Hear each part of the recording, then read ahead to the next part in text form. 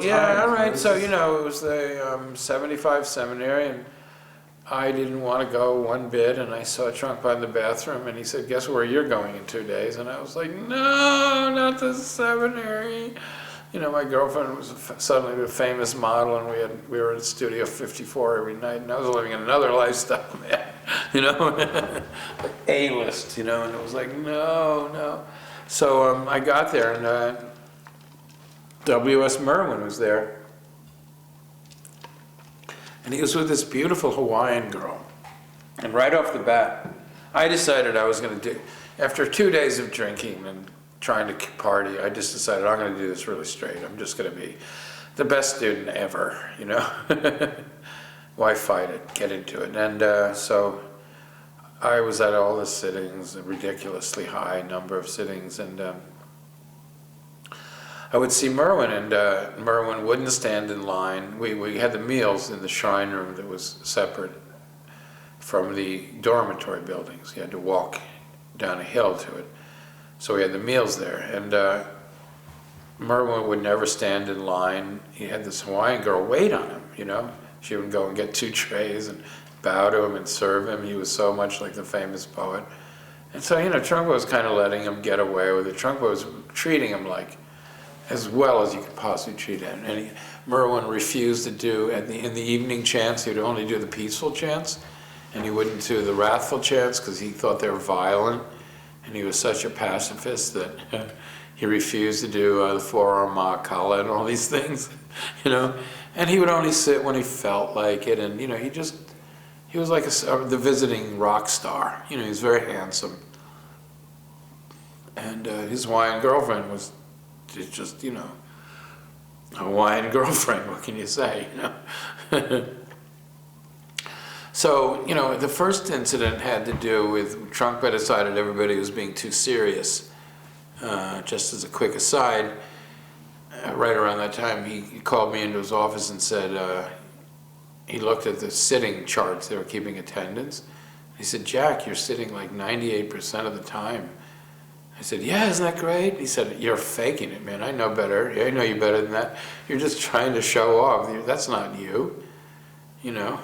And he said, have you gotten drunk? Have you gotten laid? And I said, no, I'm being a perfect student. He said, oh, you're faking it. Stop it. Go out and get drunk right now and get laid immediately, you know, which I did instantly. And anyway, that was the mood. And so right at the same time, he decided everybody was being too serious. So when we were coming back one day, it had snowed, and we were coming back to the dormitories, and Trungpa had staged an ambush. He had this very elaborate ambush plan where he had stockpiled huge piles of snowballs, and the guards had bags with peas in them and straws for pea shooters. So as we were filing back very solemnly in single file, silent meditation, he just suddenly started, there he was, the general, and he just got up and started throwing snowballs at everybody and pea shooters, and everybody was laughing. Then he'd run away, and everybody would start to attack him back, and it turned into a huge snowball fight. But Merwin took it very personally and decided to get a bunch of people that were kind of fed up with the seminary. There was always that crowd, and he rallied these bunch of troops to counterattack.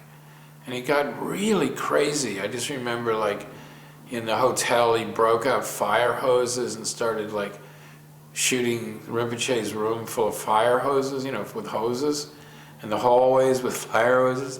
And then he personally went out and packed Trungpa's little Mercedes-Benz, completely filled it with snow, the interior. And then Merwin got on the phone and he ordered like 100 pizzas from the nearby town to be delivered to Trungpa Rinpoche, you know. And so that's when Rinpoche was like, this isn't funny, somebody's paying for these. You know, we have to pay for the pizzas, you've trashed my car, we have to pay for the hotel. And it was started out as a joke. So there we knew Merwin had another side to him, you know. So when it came time for the transition between Mahayana and Vajrayana, and those times you sat for 2 weeks before the transition, and so the transition happened to fall on Halloween night, and it was a full moon, and it snowed, and Trungpa said, okay, the transition is to Vajrayana, means everybody has to put on a mask and a costume, and everybody has to learn to dance, because that's what Vajrayana is. you put on a mask so you can take off the mask and you dance, you know? And so, you know, everybody was running around trying to find scraps of fabric and stuff, and everybody was painting each other up, and I made so many costumes for people really crazy, and they were all kind of, you know, some naked, a lot of naked, you know, really raunchy and wild, and suddenly everybody was like, oh, we can drink again, you know, and at last, we've all been so good, so I made up tons of costumes. The last minute I realized, oh, I need a costume. So I didn't have anything left, so I just got some aluminum foil from the kitchen and wrapped my body in aluminum foil, like an aluminum mummy, and put a blue piece of plastic in front of my eyes and a candle on my head, and I went as enlightenment, you know. So at any rate, so Trungpa hadn't come down yet, and the party was kind of getting started, and everybody was dancing in this big room with a pool outside, and kind of just degenerating into kind of drunken revelries. But I just remember, so what happened was my costume I started sweating in it because it's aluminum foil, right? So I figured, Trungpa's not coming to this thing, and he just set it up for us. It was like a joke, you know? So I went up to my room and changed back into my street clothes because it was too hot, you know? So I come downstairs and I'm standing in front of the elevator, and just then the elevator doors open and there's Trungpa. And he's actually showing up. It was really late. And he said, Jack, why aren't you in costume? And I said, oh, I was enlightenment, but it got too hot. And he said, well, if you're not going to wear a costume, then you have to really not wear a costume. So he said, take him into the shrine room. He told the guards, and he said, strip him naked and pass him around overhead, you know, around the shrine room, like mosh pit style, what they call it now, you know? So they did that. They stripped me naked and they passed me around through the whole thing and got me back in front of Trungpa. So I'm standing there naked in front of Trungpa, and he said, okay, now now have you learned your lesson to when I tell you to wear a costume, you know? And I was like, yeah. And he said, well, how did that feel? I said, I loved it. Let's do it again. So he made me do it again. And then everybody started saying, oh, let's do that. I want to do that. I want to be naked and passed around, you know? So one by one, everybody started stripping, you know? So it got in mind the nakedness. So by then, a bunch of us were naked, you know? So Trungpa was looking around the room, and he said, where's Merwin, you know?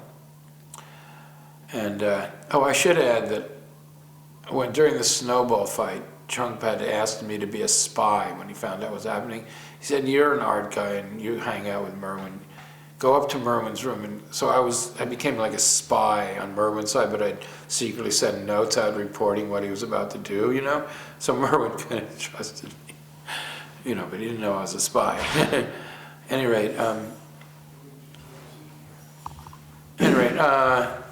you know, so what happened was they noticed Merwin wasn't around, so they said, somebody go up and knock on the door and invite him to dance, and Merwin was like, no, I'm not coming down, and back and forth and back and forth. And by then Trungpa was sitting there very stern and, you know, like, no, if he's gonna, you know, enough's enough with Merwin, you know what I mean? This is it. He can't just, you know, so send a message up to him that this is a serious teaching, Merwin, that if you're going to be an artist and a poet, you have to learn to dance. You know, and if you're going to be a Vajrayana student, you have to learn to dance. And in order to take the mask off of reality, you have to put the mask on and know what it's like to take it off. And this isn't just a joke, this is a serious teaching, and I'm commanding you to come down. And Merwin sent a message down saying, he can teach me about Buddhism, but he's not going to teach me about art, period. I'm an artist. He's a Buddhist. That's it, you know? So Trungpa was, you know, somebody said, go up there and liberate him, you know? And so they started, you know, pounding on the door, and Merwin was piling furniture up in front of the door by then. Who were the guards doing it? The guards, what? Who were the people doing it? Oh, the guards. Yeah. I mean, I have to try to remember their names later, you know? But mostly it was this one really skinny guy that, he's the one that really got hurt with glasses. He was the guy that ran the Boulderado. He was at the front desk. So since I lived at the Boulderado, I know him really well, but I'll try to think of his name later. But at any rate, we couldn't get in through the front door, so people were going out to the room next door and jumping from one balcony to another. It was on the third floor, but sort of leaping to the little balconies, and it was a glass door. And somebody broke the glass door and reached in and got the lock, and by then Merwin was really crazy, so Merwin took like a beer bottle and smashed it and tried to gouge this guy's eyes out. But luckily the guy had glasses, so the beer bottle went around the glasses, but by then he was covered in blood, and the word is going down Trungpa, and he's saying, take him to the hospital, but grab Merwin and the girlfriend and get them down here, he's gone too far, and this is it. So basically I forgot to mention that after I got naked and everybody else got naked, of course Trungpa got naked, because Trungpa always got naked. So Trungpa was sitting there. So by the time they dragged Merwin down there and the girlfriend, Merwin was seeing a room full of naked people. And they're like screaming, and Trungpa was, look, this is a serious teaching, Merwin. I totally respect your poetry, I totally respect, but do you want to study the Vajrayana? Yes, you do. Okay, then you have to learn to obey the Vajra master. This is the teachings. This isn't an option. This is a command, And then it was like, okay, strip them, and the woman was screaming, Nazis, Nazis, Nazis,